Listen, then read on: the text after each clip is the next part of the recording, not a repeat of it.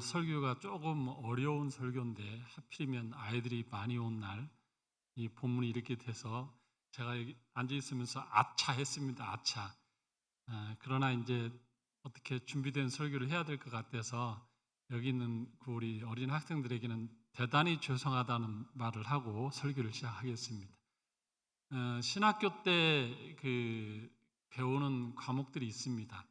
구약 신학, 신약 신학, 그 다음에 이거를 주제별로 모아놓은 조직 신학, 그리고 이제 그 교회사 이렇게 배우고, 그 다음에 또 중요한 게 뭐냐면 원어를 배웁니다.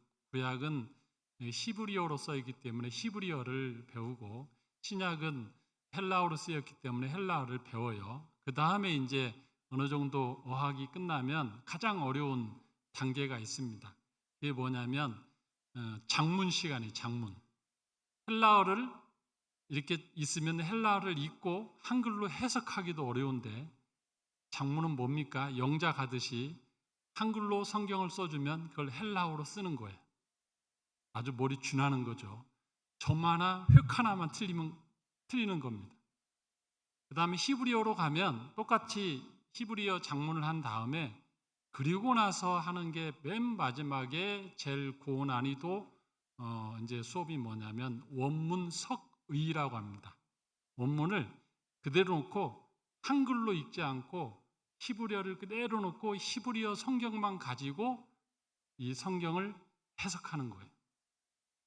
그래서 오늘은 이 원문서기를 좀 해야 됩니다. 왜냐하면 원문서기를 해야만 오늘 본문이 정확하게 이렇게 드러나기 때문에 그래요. 원문서기를 하면 어떤 방식으로 하는가? 먼저 그 헬라어로 그대로 용법 하나하나 그 단어 하나하나를 전체를 해석을 합니다. 단어 하나하나.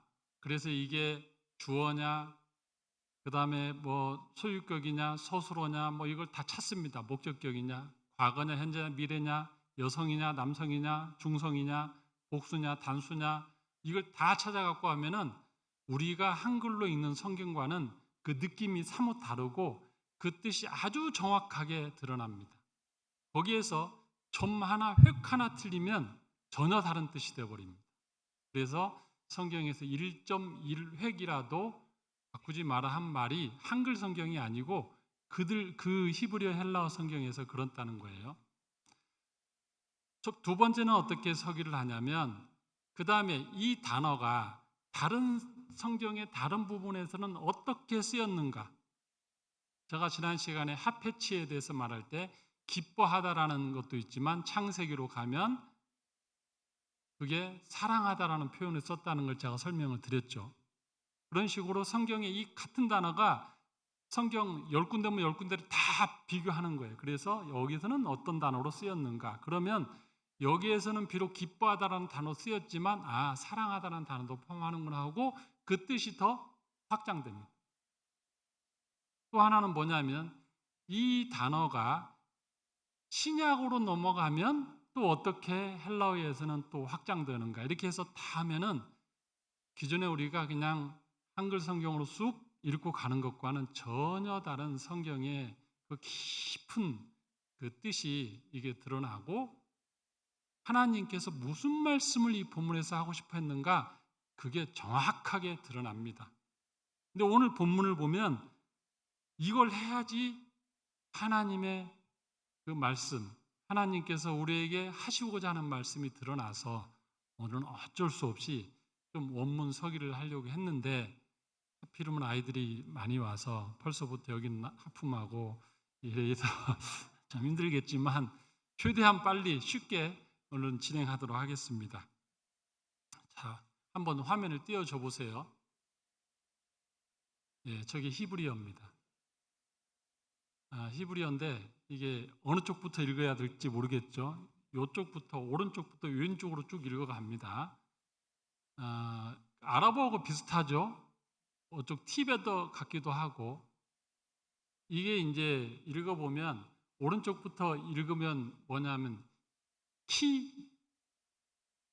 이폴 저도 오랜만에 읽어서 잘 보이지도 않은 이폴로 요탈 키 아도나이 그다음에 이쪽이 잘 보이지 않은데, 야, 눈이 요즘 나빠져서 소메크 야다, 예, 이렇게 읽습니다. 이게 무슨 뜻이냐면 하나씩 나누면 키 이폴, 그것은 키는 그러나 이런 뜻입니다. 키 이폴, 넘어지다. 이폴은 넘어지다예요.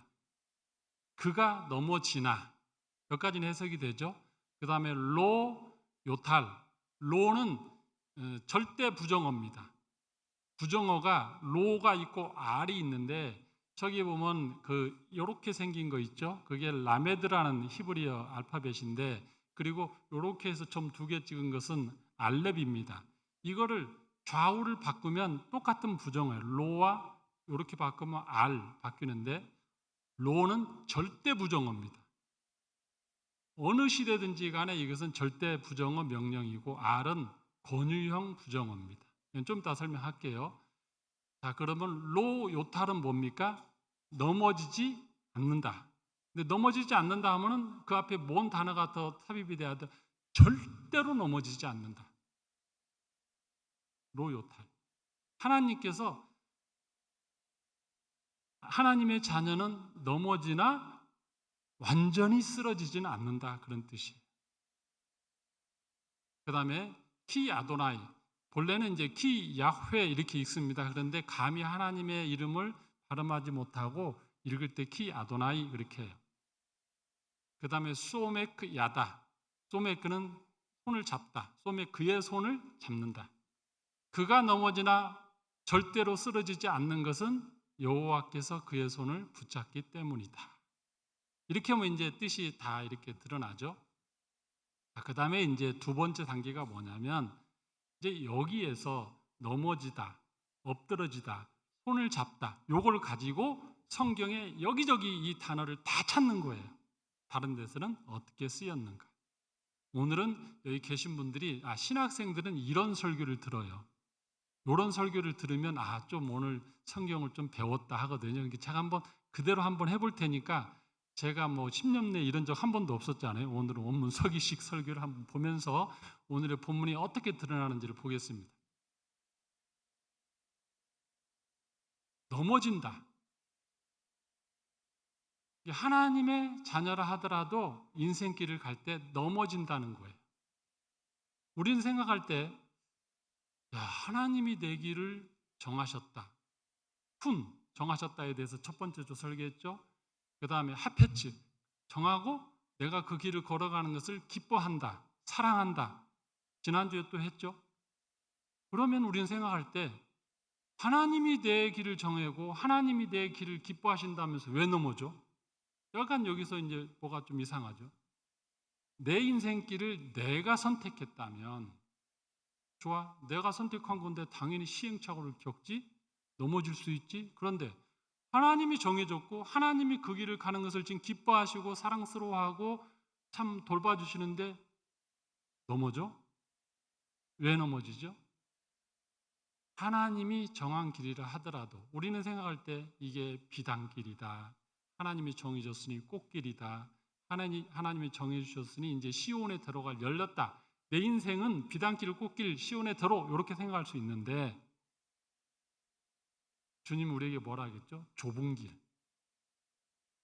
분명히 하나님이 걸으라는 길은 넓은 길이 아니고 좁은 길, 비단길이 아니고 험한 길, 꽃길이 아니고 가시밭길. 그게 하나님이 우리에게 정해주고 걸으라고 하는 길이에요. 그래서 반드시 넘어진다. 안 넘어지는 사람은 없다. 자, 그러므로 우리가 하나님 앞에서 내 인생을 살아가다가 어느 순간 시행착오를 겪고 꼬당 하고 넘어졌어요. 그러면은 하늘을 보면서, 하나님 내가 왜, 하나님이 기도하고 선택해서 아침에 큐티하고 나와서 이렇게 했는데 내 인생이 왜 오늘 이렇게 꼬여하고 원망하면 된다? 안 된다. 나 말고도 모든 사람이 그렇게 넘어진다. 키 이폴. 근데 키 이폴, 넘어지나, 이게 중요한 거죠. 넘어지나 엎드러지지 않는다. 로 요탈. 여기에서요 단어 하나만 같은 부정어인데 알로 요탈하면은 아주 우리에게 고달픈 거예요. 로 요탈은 절대로 꼬꾸라져서 쓰러지거나 넘어지지 않는다예요. 근데 알 요탈하면은 넘어지지 말아예요.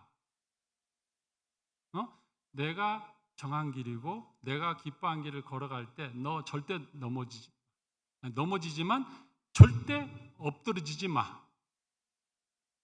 그러니까 이게 같은 명령어인데 이건 부담스럽잖아요. 근데 로로 가는 것은 넘어지지 않는다예요. 그건 하나님이 보장한다는 거예요. 너에게 그게 능동적으로 네가 넘어지지 마가 아니고 넘어질 수 있지만 내가 너를 보장한다. 그 뒤에는 이제 손을 붙잡는다는 게 있죠. 하나님이 능동태적이라는 거예요.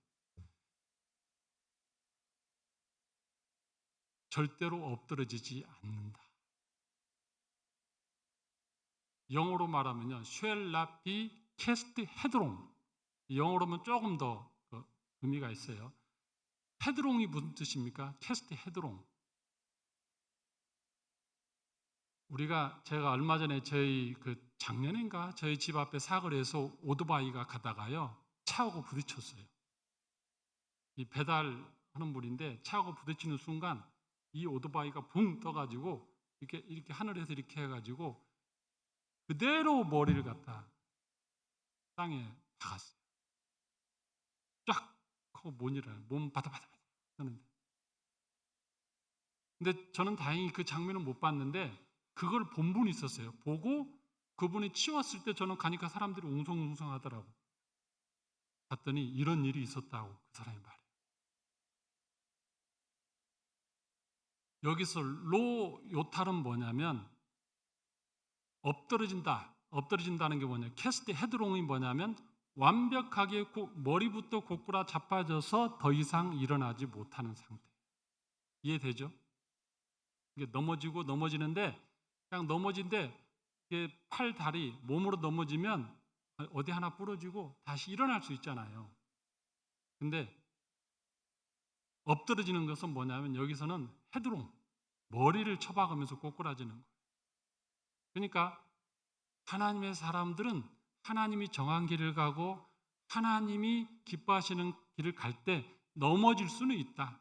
이거 일어날 수 있는 넘어짐은 있다. 그러나 머리를 쳐박아서 꼬꾸라져서 완전히 못 일하는 것은 없다. 이해되죠? 그러므로 우리 크리스찬들은 이런 마음을 갖고 살아야 돼요. 신앙생활 할 때 내 앞에 어떤 어려움이 있으면 그래 내가 비록 미끄러져서 넘어질 수 있지. 실패할 수 있고 좌절하고 낭망할 수 있지. 그러나 나는 완전히 머리를 땅에 쳐박고 고꾸라져서 못 일어날 정도의 인생은 아니다.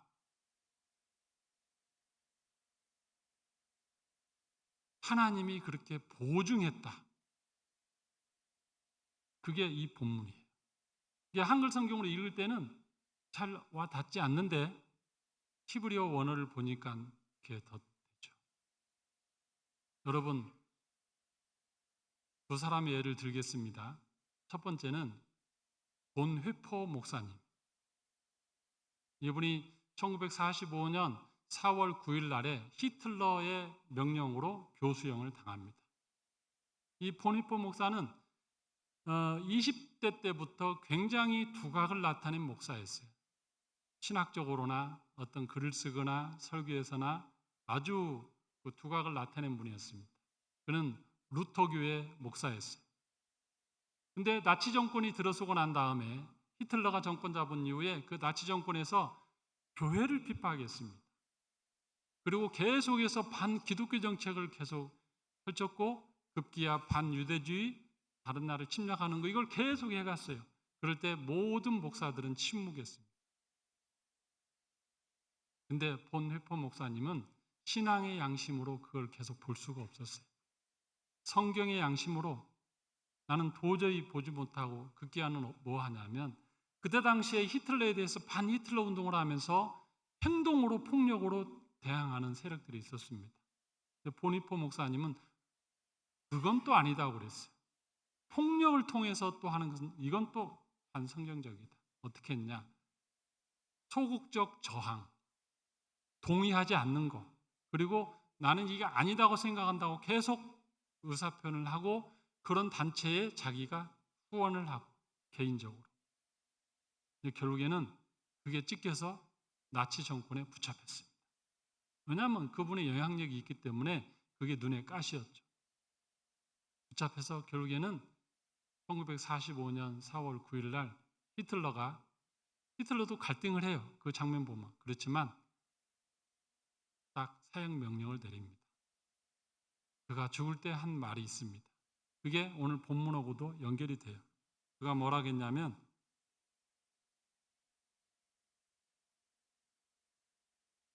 나의 길은 끝나는 듯 보이지만 하나님의 길은 이 길을 통하여 완성된다. 나의 길은 끝나는 듯 보이지만 하나님의 길은 이 길을 통하여 완성된다. 죽으러 가기 전 감옥을 떠날 때 그 옆에 사람에게 이 말을 하고 호련히 그 현장으로 갑니다. 이 땅에서의 길은 자기의 길이 아니라는 것을 알고 있습니다. 그는 이 땅의 길이 아니고 하늘의 길을 바라보는 것이고 하나님이 정한 이 길이 사람들 보기에는 넘어지고 완전히 엎드러지고 고꾸라지고 더 이상 죽음으로 끝나는 절망의 길인 것 같이 보이지만 그는 뭘 봤습니까? 하나님의 길. 이 길 끝에 서 있을 예수 그리스도. 완전히 엎드러지지 않는 내 길. 지난 시간 제가 말씀드렸습니다. 루터가 보름소위에서 자기에게 사형 판결이 내려지는 그 순간에 그가 뭐라 하겠습니까? 주님, 저는 여기 혼자 서 있습니다. 주님, 제가 할 수 있는 것은 이 순간 아무것도 없습니다. 주님, 저를 도와주십시오. 그 사람들이 사형 언도를 하면 그가 이제는 신앙을 바꿀 줄 알았습니다. 근데 그는 나는 지금 넘어지지만 나는 완전히 고꾸라지지 않는다. 그거예요. 로 요탈. 나는 완전히 고꾸라지지 않는다. 사랑하는 성도 여러분, 우리가 살아갈 때 넘어질 수 있습니다. 계속해서 넘어지고 또 넘어지고 남편을 보면 한 달 전에 사고 친 거 수습했더니 참고 살아서 이제 좀 괜찮나 싶었더니 이번 달에 또 사고 쳐. 아내도 마찬가지로 요즘 뭐 남편을 먼저 학대가 만들었겠대. 아내도 마찬가지. 자녀가 폭석이에요. 도대체가 쟤를 왜 낳았을까? 사업은 실패하고 경제는 어려워지고 나의 미래는 없어지고 내가 만약에 10년 전으로만 돌아간다면 내가 그때 이 선택을 안 했을 텐데 이런 아쉬움들 숱하게 있지 않습니까? 내가 처녀 시절 총각 시절로만 간다면 이 왼수 안 만날 텐데 내가 왜 그때 사랑한단 말에 속아서 손에 물을 안 묻혀준다는 그 말에 속아서 내가 왜 그랬던가.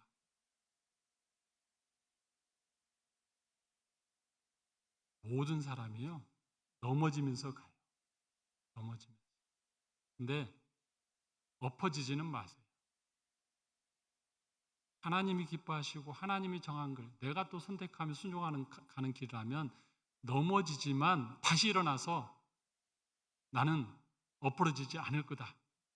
미가 선지자가요. 미가서 7장 8절 한번 볼까요? 화면 띄워주십시오. 미가서 7장 8절. 미가 7장 8절이요. 화면 제가 미리 줬는데 자, 읽겠습니다.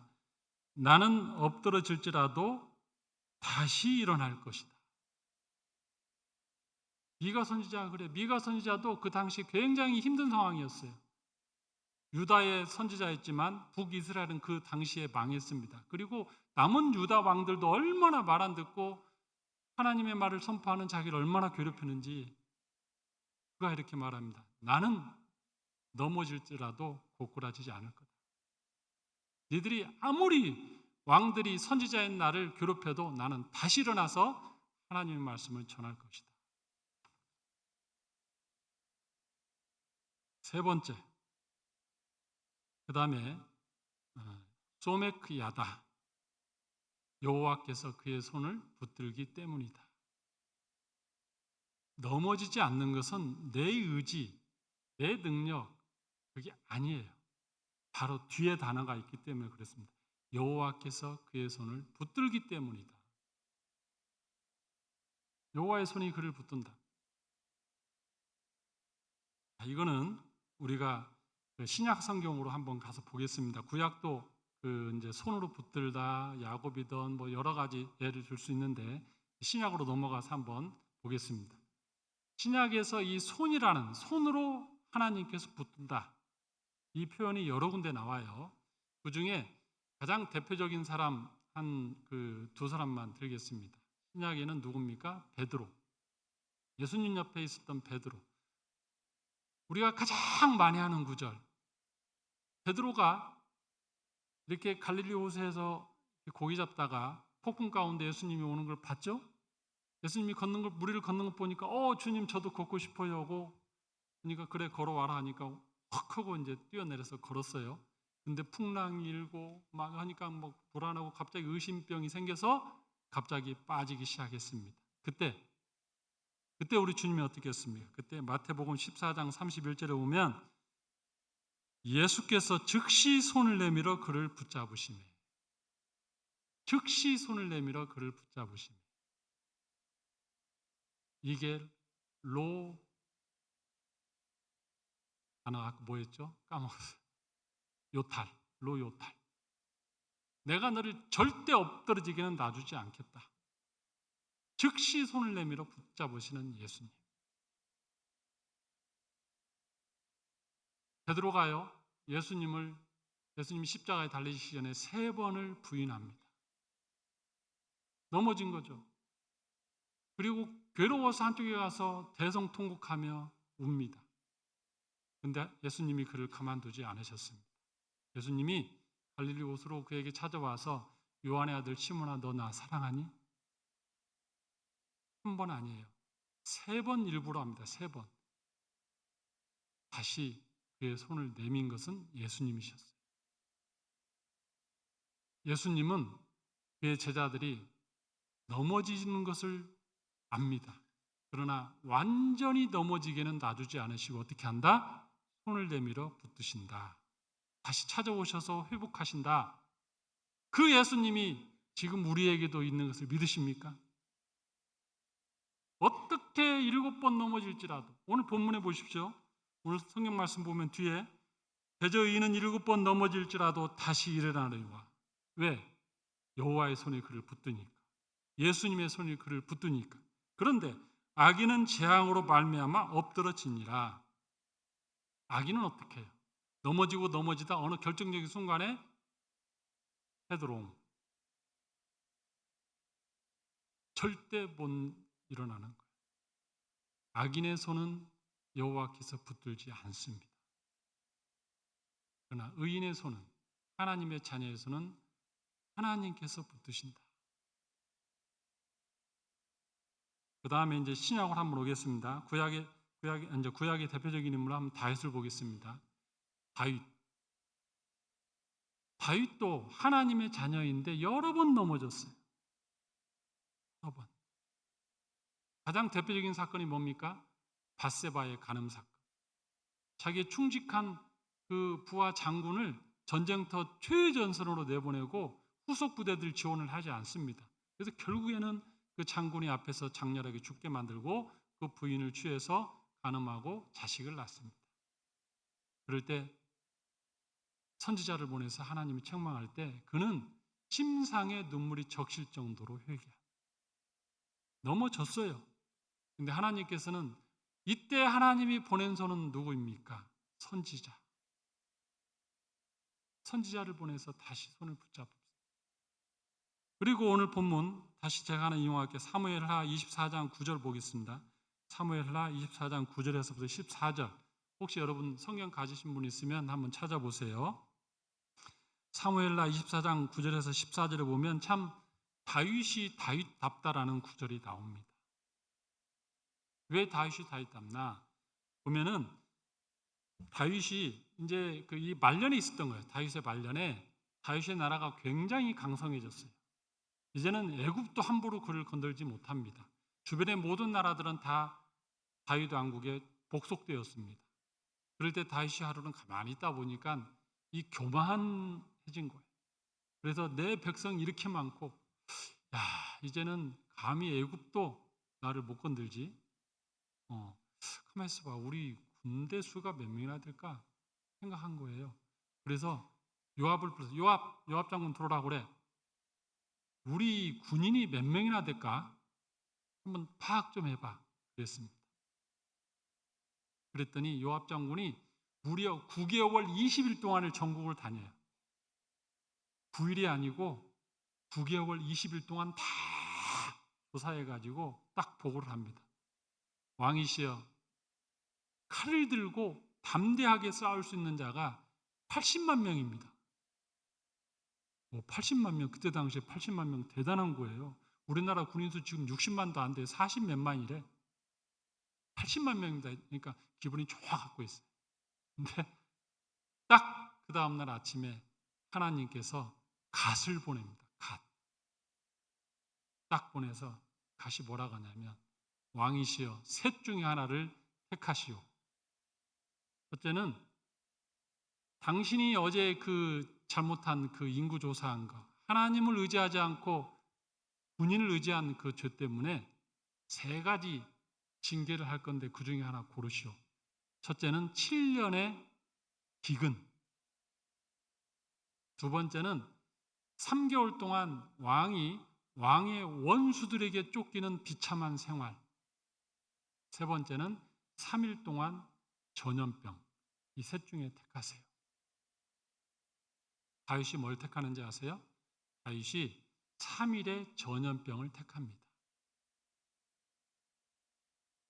7만 명이 3일 만에 죽었어요. 그 전염병으로. 우리 코로나는 아무것도 아니죠. 3일 만에 7만 명이 그냥.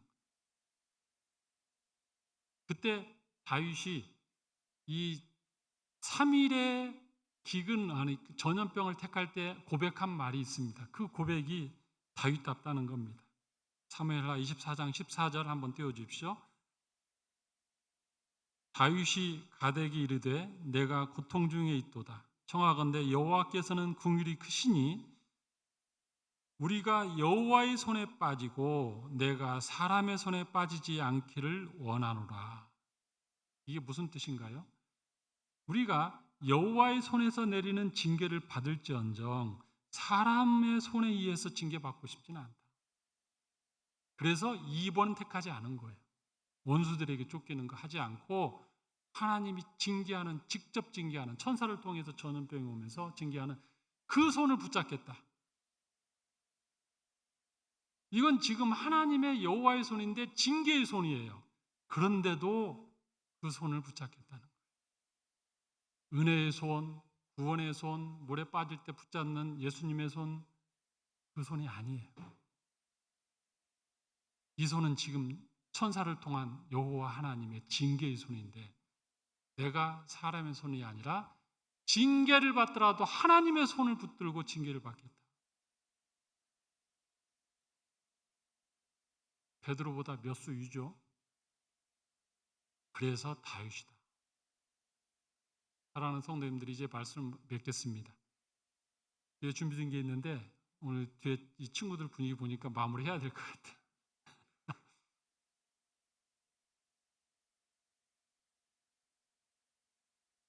우리는 여호와께서 정한 길을 가는 사람들입니다.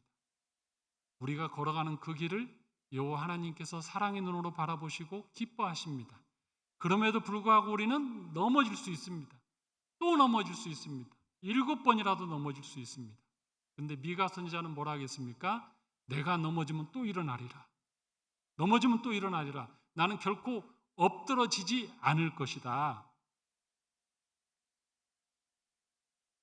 악인은 엎드러지나 의인은 엎드러지지 않는다. 왜요? 여호와 하나님께서 우리의 손을 붙드시기 때문이다. 여호와의 손이 우리를 붙드신다. 오늘도 이 말씀을 생각하면서 한 주간 사시기를 주님의 이름으로 축원합니다. 기도하겠습니다. 하나님 아버지, 오늘은 시편 37편 23절 24절에 있는 말씀을 가지고 히브리어 원어를 보면서 이 원어의 본래의 뜻이 무엇인지, 어떤 용법으로 이 단어가 쓰였는지, 그리고 구약의 다른 부분에서는 어떻게 쓰였고 신약의 다른 부분에서는 어떻게 쓰였는지 바라보며 그 말씀의 깊은 뜻을 깨닫게 하시니 참으로 감사합니다. 아버지 하나님, 우리가 인생길을 가면서 실패하고 좌절하고 넘어지지만 우리가 엎드러지지는 않게 하시니 참으로 감사합니다. 고꾸라져서 완전히 쓰러져서 못 일어나지는 않게 하시니 참으로 감사합니다. 여호와의 손이 우리를 구원하시고 심지어는 다윗처럼 징계하는 하나님의 손일지라도 그 손을 붙잡겠다는 그 다윗의 신앙 고백을 저도 하게 하여 주시옵소서. 물에 빠져 멀어지는 그 베드로의 손을 붙잡았던 그 예수님의 손을 붙잡는 저희들 되게 하여 주시옵소서. 감사드리며 예수님의 이름으로 기도합나이다. 아멘.